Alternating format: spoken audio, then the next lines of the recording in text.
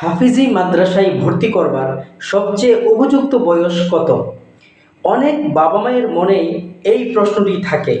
তবে হাফিজি মাদ্রাসায় ভর্তি করবার নির্দিষ্ট কোনো বাধ্যতামূলক বয়স নেই।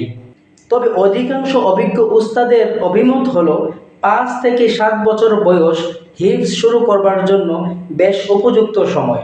কারণ এ সময়ে শিশুদের স্মৃতিশক্তি, উচ্চারণ শেখার সক্ষমতা এবং নতুন কিছু শেখার আগ্রহ তুলনামূলক বেশি থাকে।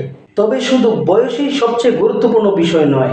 গুরুত্বপূর্ণ বিষয় হলো শিশুর মানসিক প্রস্তুতি এবং কোরআনে হাফেজ হওয়ার প্রতি আগ্রহ থাকা জরুরি।